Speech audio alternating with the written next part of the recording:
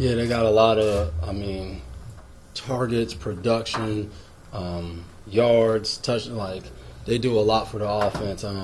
But the crazy thing is, like, you can turn on games where Vance McDonald is out there having a great game. You can turn on games where Connor's out there running wild. So even though those two guys have a lot of production and targets, it's not one of those games where it's like if you only take away these two guys, you're going to win because they have other talented guys. Those two guys are just really good. From the back end of each other.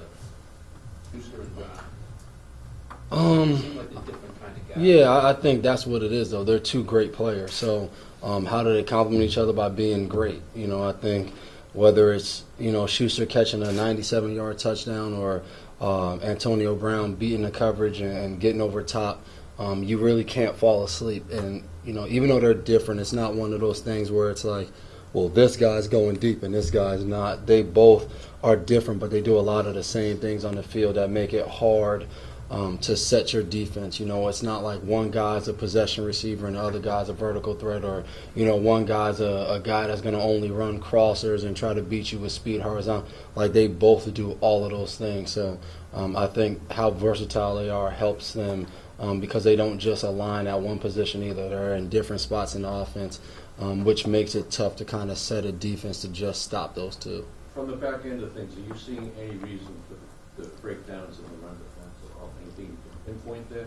No, we just all got to do a better job of 11 guys. Run defense comes down to 11 guys being where you expect them to be in whatever coverage or defense you're in. So we just have to do a better job of that. Obviously, when you talk run game, pass game, it starts up front, then it goes second level, then it goes third level. So it's all three of those levels doing a good job whenever the run's called. And, I think we watch that. We're trying to figure that out. And that's something we know we got to get corrected Sunday. Does the fact that you guys just prepared for Thielen and Diggs a couple weeks ago help you at all this week when you're kind of going up against another one of those elite receiving duos? There's some carryover, but I think helps us out more is playing these guys last year. Like, we know kind of what we're up against. Like, we saw both those guys last year. Antonio Brown got hurt, but we had to prepare for both of them. And you last year added Martavius Bryant. So, between Washington and Switzer, we know, one of those guys, Hayward Bay, will be in there too. So, I think that little bit of knowledge from last year and how we prepared as far as just how good those guys are help. It's not the same as far as, everything that we're preparing this year and last year, but I think that's the best, comparison I can give. Is this a good football environment? I feel like when you guys go to different places, there's pockets of Patriot fans, except for Pittsburgh. They're not giving up their tickets. Yeah. I don't know if it charges you even more to be like us against them. Yeah, it is. And Bill spoke about that this week, as far as their tradition. They don't have even that many coaches in the history of the Pittsburgh Steelers. So it's fans that have been riding with those guys forever. It's like it's passed down generational. So we know that. We know it'll be terrible towels waving. We know at one point they'll drop their theme song and the crowd will go crazy.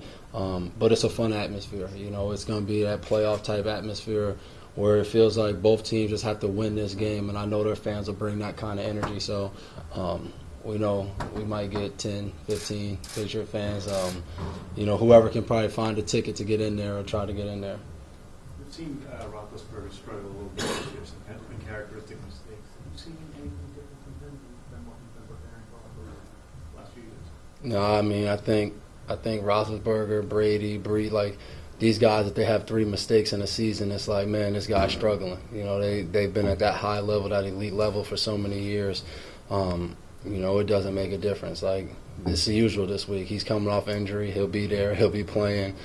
He's not going to play different. He's still going to be throwing guys off that's trying to tackle him in the pocket. So, he's a guy who puts stress on everyone.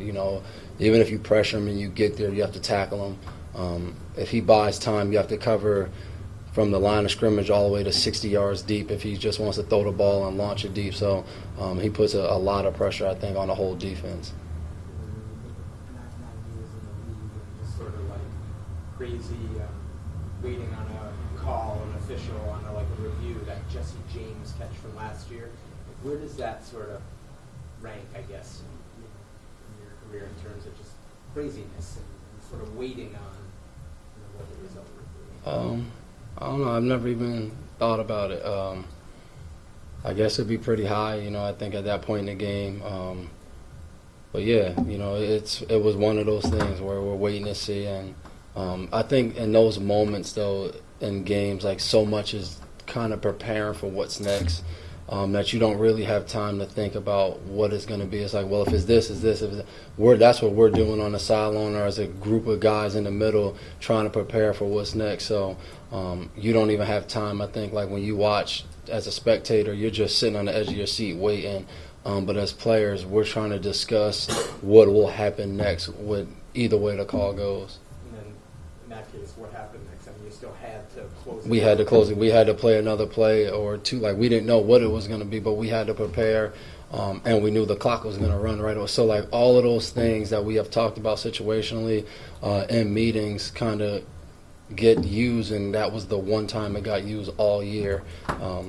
Probably the one time it might have got used, or maybe two times in my whole career. So it's a lot of, communication to try to prepare for that, because we've all heard it over and over again, but it's different when you got to rep it.